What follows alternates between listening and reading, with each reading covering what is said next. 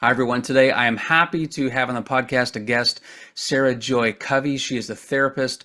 She's also the owner and clinical director of the Covey Wellness Centre. Here's a few things about her. She has her master's in counseling psychology. She has a passion for teaching, speaking, for workshops, classes, couples, especially in the interaction of Christian faith and psychotherapy. She's been married for more than 20 years and has 4 children, all redheads, she points out. And she says that if she goes a day without music or nature, it doesn't feel like a good day. So I have a personal relationship and a professional relationship with Sarah. Professionally, I've referred people to her who are needing some sort of help, and several people have mentioned how helpful she or people in her practice have been. Personally, we've been on each other's podcasts. We've also co-authored a couple of articles together. In August 2021, we did an article for Faith Today magazine called Preparing for the Post-Pandemic Letdown. And then in June 2022, we wrote a piece for the Toronto Star called The Difference Between Self-Comfort and Self-Care and Why It Matters. Here's our topic. Something seems off for a lot of people. This has to do with the period after the pandemic and how some people are feeling. You're right. Many don't want to talk about it. We just want to move on from that chapter in our life. But that doesn't change the fact that many people are not feeling right, and certainly not the same as they had felt. In their thinking, perhaps energy levels, maybe some aspects of their lives have changed, sometimes dramatically. They're not sure what's going on or why. Some people can express their feelings, but some can't, especially younger people. And so that's what we sit down to discuss. And she also shares some great ideas for well-being going forward. So perhaps this will be helpful to you or maybe someone that you care about. So Sarah, we're just going to jump right into this. I just think something feels off. Okay, so who wants to talk about the pandemic? I don't. It was such a big part of Yeah, our lives and everything. We're kind of done with it. No one wants to talk about it. But when I say something feels off, I feel like we're talking about the pandemic being over, but many people that I talk to still feel sometimes as if something is off, and they might not articulate that. And I'm just thinking about their own mental, emotional well-being. sure. Um, and sometimes people might not even bring that up, but I'll say something that I think, yeah, something just has not been right since that. And so, do you observe that? What do you think is going on? Yeah.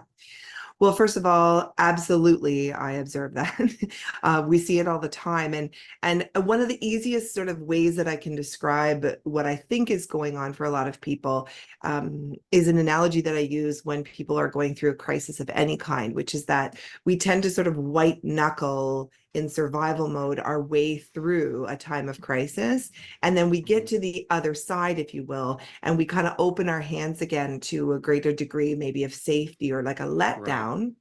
But then sometimes we have a bit of a crash. And so I'll give an example of this. If you're a parent, for example, and your child is ill in the hospital, and really, has had a terrible accident or has a diagnosis that's just really, really, really challenging, and Hmm. you're navigating it with them, you are in survival mode. You are just showing up, putting one foot in front of the other the best you can, but you are really Yeah. not, you're operating in your sympathetic nervous system primarily, and that's for an extended period of time. And then maybe your child comes out of that healed and on their way, and you feel like, oh, this is wonderful, like we're through it.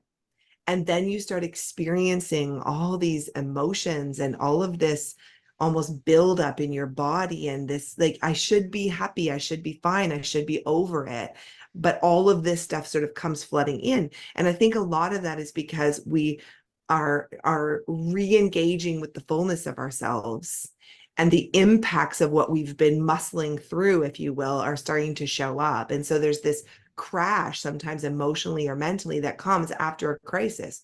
So we made it through, but we really white knuckled through. Like, we didn't make it Hmm. through in a lot of ways with reflection, with meaning making, with processing. We got through as best we could and bumbled our way along. And so now we're at this point, and if you think of all kinds of trauma like this, we're at a point where trauma is not processed in the time that we're going through it. Hmm. Right, it's often processed, it could be years. Like, a lot of childhood trauma is being processed with people in midlife. So it takes a long time for people to be in a safe enough place neurobiologically, physiologically, relationally, to say, okay, now I need to talk about what happened there. Hmm. Now I need to name those things because I'm experiencing some sort of ripple after effects of that in ways that maybe I don't fully understand, I can't make meaning of, but actually it's really normal to have those feelings. And so to the point where, I'm offering support groups right now for a lot of people processing their COVID stories, and what's happened to them and what the fallout was and what the losses were, because they're not doing okay. And they're like, I don't understand why I'm not doing okay. Because Yeah. it's over, but it's not over, because it's just like anything. These things become part of our stories. It's like if we have a significant loss in our lives, it's not over just because it was 4 years ago that it started. Right. Right. Right. So we're finding our way forward, finding our way through. We're not really able to move on. It's Hmm. more like integrating the story into our lives and making meaning and healing and naming Right. and grieving, those kinds of things. Wow, there's so much there. Let me respond with a few thoughts that come to mind when you say this. Um, I think one of the things is like, even as I introduced this segment, I said, who wants to talk about it? So maybe if someone does want to talk about it, they feel Yeah, like they get resistance and they're like, I can't. totally. Or it is over, so I feel bad for needing to process some of these emotions. Yes. And something that's really curious, you said talking about needing kind of a safe place to talk, where you, I think that's language for a healthy place where feel you're not going to get attacked, but you need to process this. But I wonder if that's harder for a lot of people because I think towards the last half of the pandemic, things became much more controversial and polarized. Oh, And yeah. therefore, like in the political realm, I think, in the church it was hard. What do you open? How fast you do? What do you do? What don't you do?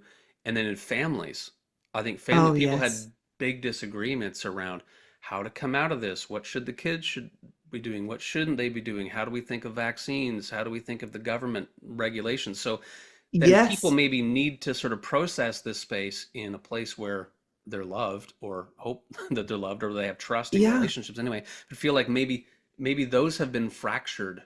So is that part of the challenge too? That Yes. safe place is lessened. Oh, 100%. Like one of the biggest challenges I think that people are facing is the fallout in relationships and families Hmm. over differing ideas. Like somehow culturally, we have lost our ability to engage in nuance-based conversations. And I Hmm. mean, that is, again, a very, very big topic. But we see a lot of people who have, they said things and did things through the Yeah. pandemic to other people in their families. And, again, operating out of this amygdala brain survival, sympathetic Hmm. nervous system and not fully online. And just be, in early days of the pandemic, I just said, okay, Sarah, just remember everybody's in trauma. Like you're going to see people Yeah. fighting, you're going to see people freezing, fawning, fleeing. These are normal behaviors when people are in a traumatic situation and going into survival mode. And so in those situations, like things were said and done, Hmm. and there was no help from the media to stop the Yeah. polarity of voices. And so Yep. it became really censored in a lot of ways for people. Like to just ask a question became problematic. Like you couldn't just say, well, I wonder Yeah. about this. It was like you have to think this, or people would just pounce, and the Yeah. cancel mobs. And I mean, it just was out of control. And so Hmm. I think to try and wade gently back into those very hard conversations that were so polarized and Yeah. politicized, and yet it's so important for us to be talking about it, but we did not have a lot of diplomacy or mediation or like room for each other. We were just so rigid, Yeah. and so I do think that's a big part of it. And isolation with lack of contact with other actual people, Yeah. and not putting faces to things in the same way that people on, social media will say things they would never say to someone's Yeah. face. There's this barrier that Yep. we had that fueled so much division.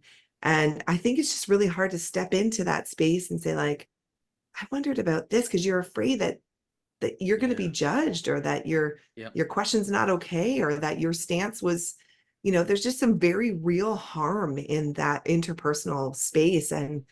And people aren't the same. And there's Yeah. stuff that, like, there's friendships that were years and years long, and families that just had terrible turmoil over this. Yeah. And I don't think a lot of people have found their way back to each other, you know? Yeah, I wonder also if the group of people who are struggling, and I don't know, it's too broad of a word in a sense, but who feel something's up, it isn't bigger than we think because maybe they're not saying Yeah. anything, but also like I've got three kids, you've got, kids, and so we very early on, as soon as it was I was out in the world. I was going to the hockey rink. It was good for the kids' well-being, right? So, and I'm a Yeah. pastor, so I'm doing all these things. But I think people who maybe didn't have those things to kind of encourage them to get out, that there's more people alone in their apartments than we think. Yeah. Sometimes they're retirees and they don't have kind of the same schedule as someone like us do with young kids and everything else, Yeah. and we're employed and need to physically be spaces and stuff like too. So there's people listening to this and who I think it's a bigger group than they think. Like something is going on, but I'm kind of stuck. Yeah. Yeah. Well, I often think about, like, the principle of inertia, right? And how when we come to a stop, it's a lot harder to Hmm. get us, like, once we're going, we keep going. There's momentum to the going. And so when we're out and about, and we're socializing, and we're exercising hospitality, and we're engaging in Yeah. groups, and we're meeting with people, and Hmm. we're going for coffee dates and stuff. I mean, that came to a grinding halt, and if I had to choose one single issue that was the biggest issue for me in terms of what impacted mental health, it was isolation. Hmm. Isolation. That is Yeah. the single biggest predictor of why, in my opinion, we are in the state we're in right now. Because no matter how much virtual connection we have, it's a substitute for real connection. Yeah. And I'm not, I mean, we do hybrid work. I'm not anti, Yeah. I'm not a Luddite, but it's not the same as being in a physical room with Yeah. someone, and seeing people and being present with other people. And so that isolation just led to so much. But when you stop all of that, the Hmm. re-engagement, if you imagine that inertia, like that ball is rolling, but that boulder comes to a stop, you got to start that ball rolling again. Yeah. The amount of energy and momentum to get it going is so much more than if you were Yeah. just going along, right? So we didn't have a choice about the grinding halt, but now people are trying to push that boulder, and it's hard Hmm. because they got used to having their groceries delivered, and they Yeah. got, even people, interesting trends, like people who live locally who did their therapy online with us. A lot of them haven't come back into the center.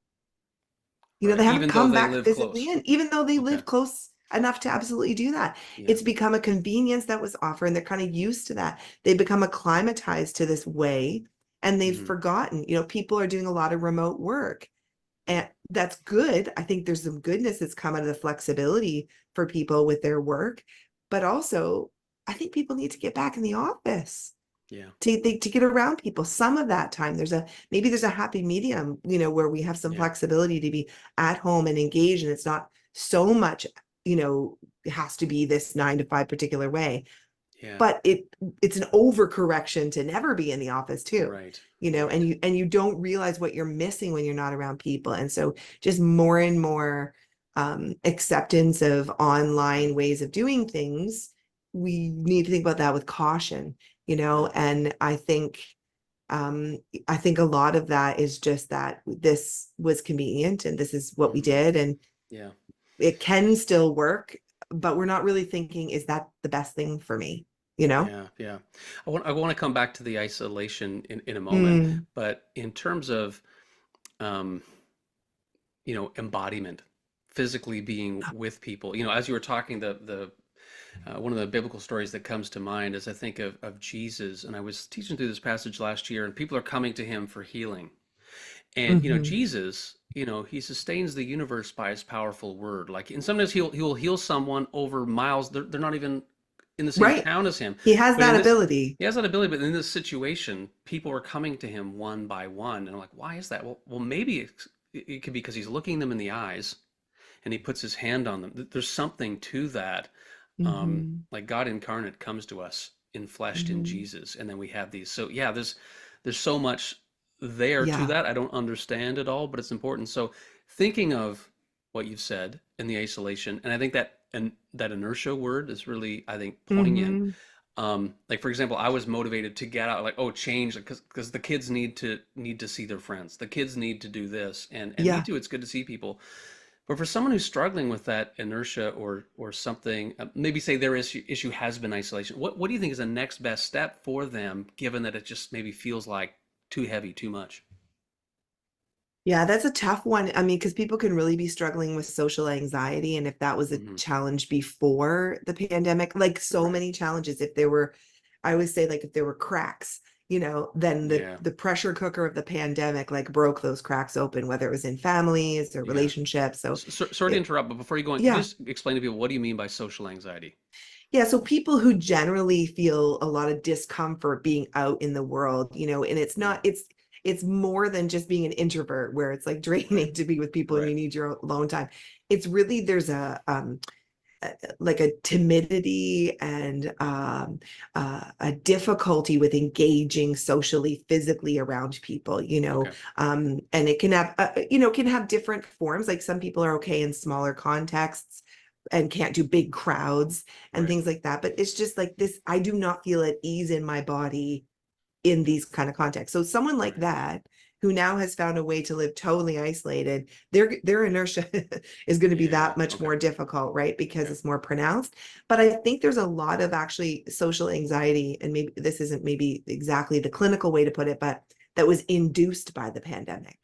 So we have a Right. lot of teens in particular who are not able to re-engage in real time in real relationships, talking to their peers because they're very comfortable texting them. And a Right. simple phenomenon for this is like, how many kids do you know that call anybody anymore? Like literally call on the phone, Yeah. you know, but they're constantly in contact with their friends. But it's like these different ways where there's a removal of the personal component, Hmm. right? And so I think, I think there was some inducing, if you will, of that type of behavior because of the nature of the situations and the lockdowns and the mandates Yeah.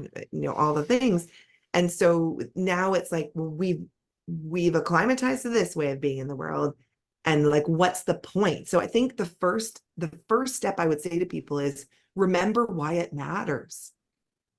Like, let's remember why it matters to be around other people, what kind of energy that brings to you, what kind of goodness that is in your life, Hmm. and get a mindset for why it's going to make a difference that you go to the grocery store and talk to a clerk and not just have your groceries delivered, or that to go into a local business and establish that relationship again where you used to get your whatever, Yeah. your coffee or whatever, because we've forgotten why it matters. And so if we don't have a reason for that motivation, I think that's where it has to begin, because all change, begins in our minds, right? If we look at the theory around the cycle of change, the first three stages of anything changing are before any action happens. It's always in the mind, Hmm. right? Where we determine, oh, something, first of all, we don't even know we have a problem. It's pre-contemplative. Then we go into contemplation. We're like, I have a problem, but I don't know what to do about it. Like need to reconnect with people. I don't Right. know what to do about it. Then it's preparation, right? And so finding like, what might I do, and figuring that out. And then it's action. So there's a lot Right. happening behind the scenes before people get to action. And so I think the first thing is to have some of those conversations with trusted people, start to get a mindset for why this matters, why re-engagement is going to be important, talk about why it's hard, look at those barriers, and then then you start to have a plan to take Yeah. small steps in the direction of that, and then that will, success will beget success. It's a little bit of like exposure therapy, that we Hmm. would do with people, which is just, increasing little by little to reacclimatize into whatever the thing is that you're trying to navigate. So, but I do think it begins with like, it's actually not good for me to be alone and isolated. Right. And it's important for me to be with other people, and that acknowledgement and motivation of this will be good for me. This is a good thing for me to push back against, even though it's Right. really easy to stay here. Yeah. my health depends on me re-engaging in some way, Right. and then starting to build a plan. That can be really hard for people. Again, I'm always going to put a plug in for therapy, but a Hmm. therapist can really help people structure that in concrete ways and Yeah. say, and work through some of the feelings that are part of the resistance to moving back out into the world. Yeah. Um, but also give the, goals and plans to kind of move that boulder right back Hmm. and get some momentum back and things. It's it's a big hurdle to get started, you Yeah. know? Yeah. I, I think, this is fresh on my mind because I just preached about it, but like people on the narrow path need people on the narrow path. And Yes. the idea that maturity is meant to be shared. And the example I used was Paul. He's this more mature Christian. He's got this authority. He's an apostle. He sees the people like the Colossians and other churches struggling, so he recognizes that they're struggling, and he kind of inserts himself into the situation, saying, "Hey," and sort of it goes on from there. But the idea of other people and identifying who is a person that will be able to be around to say helpful things. And the reason I raise that is because if we've had this tension in the families, in other places around lockdowns and Mhm. vaccine, whatever it happens to be, politics, Yeah. if people are feeling, okay, I know I got to talk to someone to help me think through what the next steps are, but maybe they have fewer people. Yeah. Yeah, you mentioned therapy. That can be good. Here's a place, a space where someone is going to help me reflect in a healthy way. Yeah. Churches can be that. Not everyone in churches, but some people hopefully are there. But maybe Yeah. other things that people had, like I'm going swimming at the pool, but it wasn't just the swimming. It was I talked to Joe, and he's always there. And we had Yeah. a 10-minute conversation. Sometimes went for coffee afterwards. I'm not doing that anymore, but man, was he an encourager. So seeing those people connections. So I'm just Like encouraging through what you incidental. said. Yeah. Incidentally, yeah, those connect, which I think are more stabilizing than we think, but some of those smaller things, kind of the under the structure, have kind of departed, and we're missing them more than we know. Yeah. I think re-engagement also, it involves risk. And I think maybe Hmm. we are more self-censored than we realize, and more cautious to say things because of the context we talked about Yeah, before as well. But it's gonna take, it's sort of like that idea of like, I'll go first, right? It's gonna take yeah. people saying, hey, like, are you doing okay? Like, I've heard a Hmm. story of, people thinking something, and being a parent, on a team, like their kids on a team, and their parent is sitting beside other parents, and no one's kind of talking, and then somebody raises a question, just like kind of hesitantly saying like, hey, so what do you think about that? And Yeah, risking that vulnerability a little bit. And then the person beside them's like, oh my gosh, I would love to yeah, talk about that. Like, it's that silent majority. Like, I think there's a lot of people who have things to say and want to ask questions, but they don't even realize how much they're burying or repressing yeah, until somebody says, it's okay. It's okay for you to talk to me about this. yeah, It's okay for you to say something because like I'm there too, or I yeah, have a question too, or I have, and so I think giving thinking to ourselves, like, where are the ways where we're not saying something, hmm, and wondering, is there a way to ask a question, to offer a tentative sort of olive branch into the social fabric and say, um, how are your kids doing yeah, post pandemic with school and stuff? I'm kind of worried about mine. And I think we would maybe be pleasantly surprised at hmm, how much warmth and response there would be to those conversations, whether it's on the side of the, I bet, yeah, basketball or volleyball court, or hmm, whether it's, a coworker. I think we need that, but it's going to take some people risking going yeah, first and speaking into that weird, awkward space of it. And yeah, even to the point of where therapy can help, like if there have been fractures in families and difficult, you know, pain and bitterness and need for forgiveness, therapy can help you figure out what it is that you're not saying and what you need to say and how to navigate and start to build yeah, bridges again.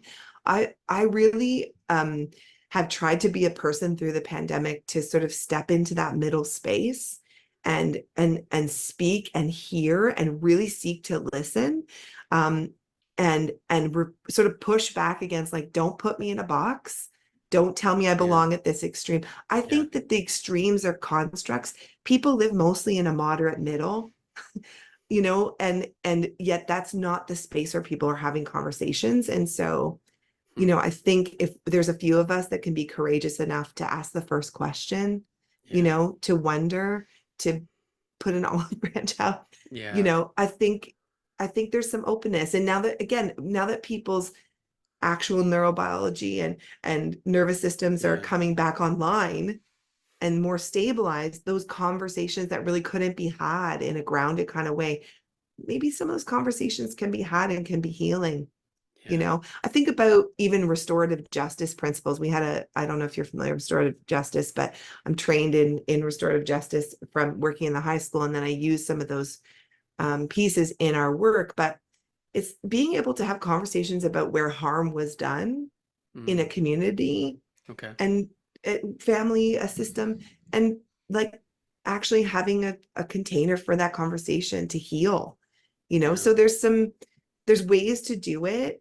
And it's not surprising to me at all that the need for that is sort of coming up now, Yeah. because I think people are settled a little bit more and are feeling a little more grounded, and they're like, wow, I really said some awful things to my longtime friend, Hmm. and I need to navigate that Yeah. conversation, you know? Yeah. And That's so helpful.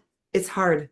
It's Yeah. hard, but somebody's gonna have to take the first step in that, because there's a lot of fear about doing that. Yeah. That's helpful.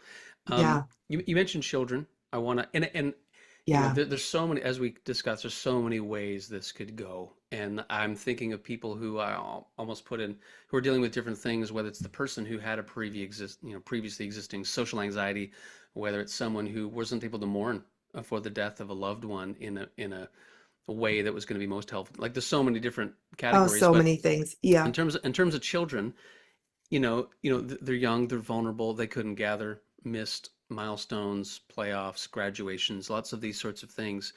You just maybe share a few kind of best practices, and I'm keeping in mind that also that kids were online way more than they should have, and we're going to be dealing with that for forever. Oh, yeah. But can Yeah. you share just some best practices for young people to, just kind of take that next best step for their mental well-being, um, Hmm. in light of what we said, and keeping in mind that we're probably talking to parents here. Yeah. Yeah. I think, so the first thing I will say is I'm not really a child specialist, but I am a teens and up specialist. So I'll Mm. speak mostly to teens if that's okay. And some of Yeah. it might apply also to some of our preteens and things like that. But, this hits really close to home as a mom of four kids, two of whom were in high school at the time, where those years you can't get back. I remember my son Wesley saying to me, my husband and I had our 20th anniversary trip planned in Mm. March of 2020, and we were going to New York City. It was all mapped out. We were super Wow. excited. And then, of course, here we were. And so we did not have that trip. And I was just sort of saying, like, that was so disappointing. And my son said to me, you know what, Mom, you can go to New York again. You can do that Mm. again. He said, I'm never going to get grade 9 back. Yeah. And I was like, you are absolutely right. Like, Yeah. like, you don't get another chance at those things. Hmm. That's different for those kids than it Yeah. was for us. And it was really stolen so many of those precious formative things. They're not on the sport. My son, who is super active, no sports teams. And because people weren't joining back in because of that inertia, Yeah. his grade 11 volleyball team didn't even run. There wasn't enough kids who wanted to Yeah. sign up for volleyball. So that's one of the things I would say, like, start doing the things again, kids, Hmm. and teens, like, get out, sign up for the things, go, Yeah. stay for the after school, whatever, Hmm. get in the clubs, get in the team sports, start to do the things that make you a kid, sign up for the play, take the Hmm. music lessons, whatever, rejoin and re-enter into that and remind yourself of those important things. And so, Yeah. so I think that's one thing I would say, really, and parents are really going to have to encourage their kids, because again, it's become really easy not to do those things. And let's be honest, it's easier on parents not to do those things, right? Yeah. Like, you're not driving people everywhere, and it's kind of Hmm. nice to just not have to rush and have a quick dinner and go to the things. But I'll tell you what, my experience of joy watching my son play basketball, my youngest son who's really into basketball now, it's like I don't ever want to miss a game again. Hmm. I just want to be there because I'm like, that was taken in a way that Yeah. I didn't even realize how much that mattered. And so it's like, these are the things Yeah. that, the stuff of life. And so, that's really important. Join in again, commit to something, Yeah. re-engage. The other piece, which is this really the same for everybody, is you have to be allowed to grieve and talk about what was lost. Yeah. I have memories of my daughter walking around the outside of, she never got a prom. My only Hmm. girl never got a prom, Hmm. and that's like a big deal, and walking around, our graduation was her walking around in a mask, picking up different things from different stations, you know, Yeah. socially distancing from all of her friends. That's not how that's supposed to go Yeah. you know it was just so surreal and terrible, and you're trying to be positive for them, but you got to name how, like, that's no good, like that Yeah. was not good for people, Yeah.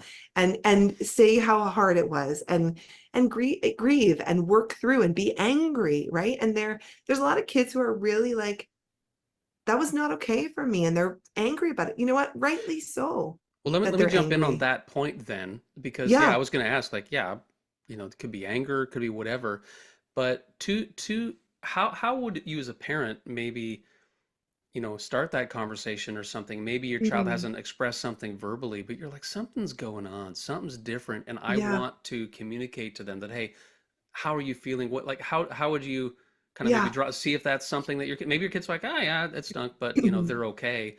Um, but what if they're not? How do you draw that? How do you know? Yeah, that's a big question. But I think one of the things I think about is just normalizing talking about it, like modeling as parents, And so in our home, we've tried to just say, like I'm just upset about that thing that happened. And like I'm showing my Hmm. own emotion over it, and letting my kids see that that wasn't okay, that that thing Yeah. happened, or that it was hard, or that I'm grieving too. And then it becomes like normal to have emotions Hmm. and to feel things, right? Yeah. I think sometimes, we have to be careful, obviously age appropriateness for certain things, but Yeah. teens, again, focusing on that, like it's important for them to see what it means to talk transparently, and just Yeah. and not be pounced upon for having feelings, and Yeah. normalizing that in the context of your own family Yeah. sort of culture. And then that opens up the possibility to say, like, I'm not doing okay. And I think sometimes one of the best questions we can ask ourselves to know whether we're doing okay is, do you feel like yourself? Hmm. Do I feel like myself? And kids get that, like, teens get that. It's like, I don't feel like myself, and Yeah. are you feeling like yourself again after the pandemic? Hmm. And Yeah. that That's could good. open up, like, and that's different for every kid, because some kids are, their personalities are very different. So feeling like themselves does not Hmm. look like the other kid. I have four Yeah. kids, they're very different. Yeah. And their feeling normal doesn't look like another person's feeling normal. Like a Yeah. withdrawn kiddo who's normally withdrawn, Yeah. that's normal for them. But one of my really extroverted kids who's withdrawn, that's a red flag. And so, Hmm. do you feel like yourself, is a good question. That's a good question to ask ourselves, Yeah. right? Do I feel like myself again? What's changed for me? Yeah. Since Yeah. then, what's different? I really like what you said. Like, there's a lot, everything, but one of the things about not pouncing on them for having feelings and emotions, I Yes. think it's something we can do. It's like they're processing something at like an 8-year-old or a 13-year-old or whatever level, and it's like, oh, you're angry or upset about something. Oh, we should be, we can be thankful. Think of all the family time we had. Like, it's like, Yeah. okay, okay, yeah, but they're processing this, and it's okay. Like, even myself, I'm like, okay, there was a time when I was really angry at such and such. And it's like, oh Sure. man, I'm a pastor. I shouldn't be angry. No, this is Yes. how I'm feeling, and I want to think through it. I want to be on my knees about it. I want to be, seeking the Yeah. wisdom of God and talking to people about it. But this is what I'm experiencing, and just allowing Yeah. kids to know that you can do that, and I'm not gonna pounce on you for having feelings. Yeah, I mean, I think there's maybe a misunderstanding in Christian culture too about emotions. I mean, that's a Hmm. whole conversation. There's some great books out there, like um, Jenny Allen just released one called Untangle Your Emotions, which I think is Hmm. just super helpful. And Okay. she's got a great podcast talking about that. There's great people writing in this space to try and bridge, I think, what I think are some really unfortunate misunderstandings about emotional health. Yeah. And I think of people like Pete Scazzaro with Emotionally Healthy Christianity and, Okay. sort of forging a pathway to this, because we have things like where we'll say like I shouldn't be angry, and it's sort of based, we think, in scripture, but it's in Hmm. your anger do not sin. Yeah. It's not don't be angry. You're Yeah. going to be angry. Anger is actually something that God has given to us to recognize what is not right in the world. Mm. So if something's not right, it's normal to be angry. And so one of the most compassionate things we can say to ourselves is it's okay. Hmm. Right? It's okay that you're angry. It's okay that you're struggling. It's Yeah. okay that you are feeling sad. It's okay that you're still afraid. You know, Hmm. it makes sense based on what we've all gone through that some of Yeah. these things are still showing up. It's like this soothing, just like, yeah, like I'd be angry too if I didn't get a prom. you Yeah. know my daughter got her first, she's a huge musical theater person, she got her first big role playing French in Greece. Like she played in many, many, many other plays, but Yeah. got like a leading role, had just started rehearsals and cut Hmm. off. Wow. It's like that's a major loss for people. You don't Yeah. get those years back. Yeah. And just to name that and say like that really does actually suck. It feels like we don't want to go there because we think we're going to be overwhelmed by the emotions, but actually that's Yeah. how they move through us, to actually Hmm. talk about them, name them, to say, yeah, that is hard. That makes Yeah. sense. It's okay that you're ticked about that. Yeah. That's a big loss, right? I'm mindful of the time, and at the end, I'm going to ask how people can connect with you Sure. and anything you happen to be working on right now. But I want to ask a final question first about resiliency, and that's, I Mm, think it's a big topic. Who knows what the future holds? We don't know. The world is uncertain. we've Hopefully, there's never no other known, let's say pandemic. We've that. never known. Yeah, There is, at the time of us recording this, there's international things that are happening which are uncertain and are making people yeah, nervous. But you yeah, really don't know. So, and it does seem sometimes that the world seems increasingly uncertain. But, sure. are there practices that we should be more diligent about going forward to make us resilient going into an uncertain future? Maybe things that we haven't paid as much attention to that we really should. Yeah. Well, in light of the comments about sort of the uncertainty and the encroaching of like all of the world Hmm. stage into our lives from a media standpoint, I think it's really important to monitor how much media we have. I know you really believe firmly in that as well, but I think we need to make conscious and intentional decisions about that. There's some great strategies that you can implement. Again, a couple resources. Tiffany Schlane's 24/6. She's not coming at it from a religious standpoint. She has a Jewish historical sort of cultural family background, Right. but comes at it from like we need a full day of unplugging and restoration. So she Hmm. talks about a digital Sabbath, and Yeah. then other people like Andy Crouch has, Tech Savvy Families, like he's a great book. But I think we do need to really make conscious decisions. I think there's the tendency of the technology to set the pace for us. And I think in general, we're Hmm. letting ourselves get onto that runaway train and not thinking intentionally and consciously about why we're doing what we're doing. Maybe we can act just because we can be on Yeah. our phones until the last second of our evenings doesn't mean we should. Right. Just because we can access all of the news in the world and take it all in doesn't mean we should, Yeah. and really evaluating that and discerning what's right and good, and not with an apathetic I don't care, but with a what is actually mine to own, and how does this impact me and my ability to serve in the places where I actually live and find myself. A lot Hmm. of the stuff we take in we have no agency over, and we can't do a lot about it. I mean, we can pray about it, but it consumes so much of our head space and heart space that maybe we're not actually sitting with our neighbor on their Yeah. front porch and talking about their cancer diagnosis. Right. And that's where we need to be. So things like that I think are really important. Like where are the limits with that? I think slowing down, I think the pace of the changes in the world, we have to slow down, we have to get quiet, we have to resist the noise a bit and listen to our souls in that. I think that's a really important way to be resilient, is to push back against and find those moments.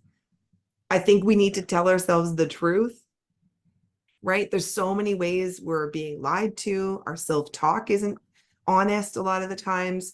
We've got to really seek out truth and cling to that. I think more than ever, maybe that is apparent, and how important that is. I mean, we talk about, how the truth will set us free.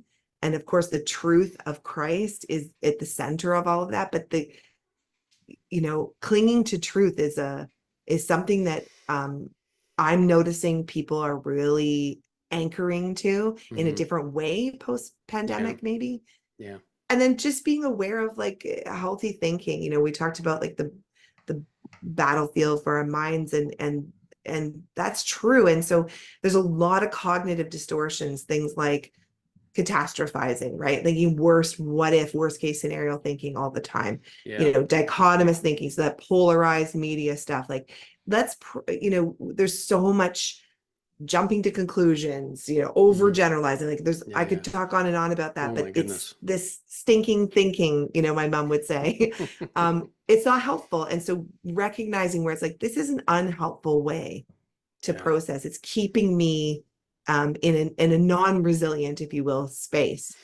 And in order to move forward, I need to find this more flexible thinking. That's going to be really important. Yeah. Well, the enemy loves to confuse and distract. That's a big, Absolutely. that's a big There's ball to throw no in there, but shortage of that in our yeah. world, right? Yeah. Yeah. Yeah. Is there a particular practice among those things? And I was writing them down because that's a wonderful list I'd like to revisit at some other point. But is there a specific kind of spiritual discipline or practice that you find that is like, and some people just resonate more naturally with certain things. Sure. But is there something that resonates naturally with you, that your kind of go-to spiritual practice or discipline that kind of helps you with that? Yeah.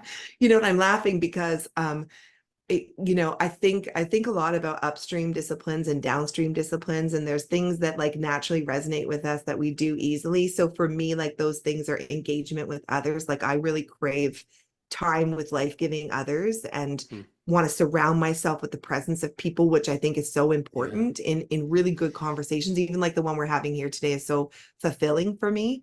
So that's sort of in my downstream. That's easy in my personality, but sometimes I think the things we need the most are the upstream Hmm.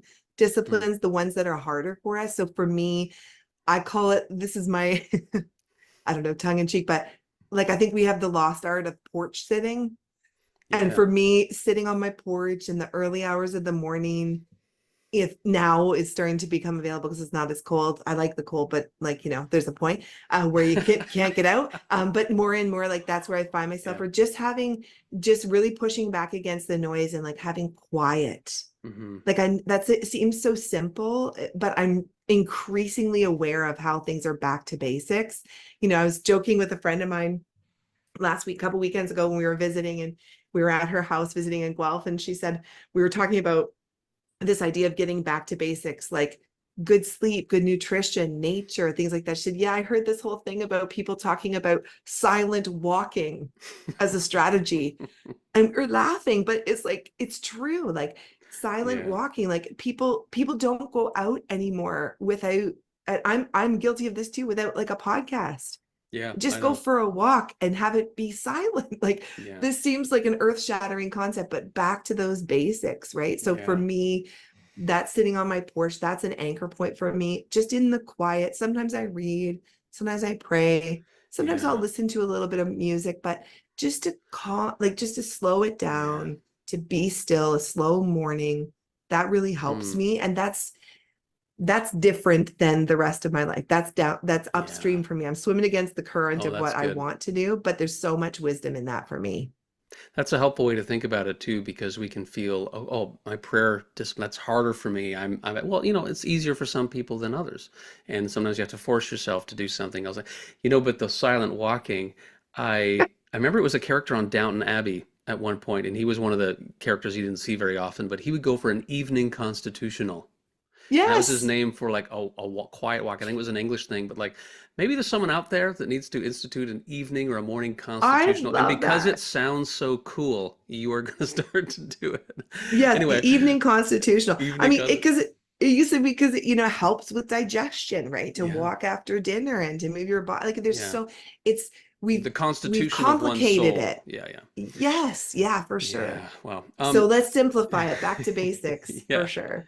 So I thank you for this time. And there's so much, and Oh, we you're have this, and welcome. it's like we just skim the surface of some things. But I And the think time's that, gone. and the time's Yeah. gone, and I truly think that there are people listening to this, or maybe if you're watching, who will say, okay, there's something in there that is the next best step for me, or help Yeah. them to process something. And so thank you for sharing that. And just as Yeah. we close it out, is there, how can people connect with you, and maybe what is something that you are working on that might be a help to people? Mm. Yeah, that's a good question. So the biggest thing I'm working on right now is building our capacity to offer groups here at the center. Mm. The groups are something with my teaching background and just with my ministry background. I've Mhm. always run groups, and I think there's a lot of power in them. And because I know that the antidote to isolation is gathering, I want to bring people together online and in person.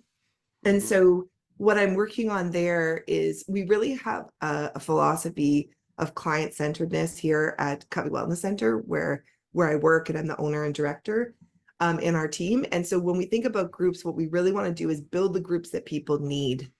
Hmm. So if people are like, yeah, I'm there's a bunch of parents, we're really struggling to parent our teens out of the pandemic. Okay, if you have a group of parents that need that support, come to us, we'll build the group Hmm. for you.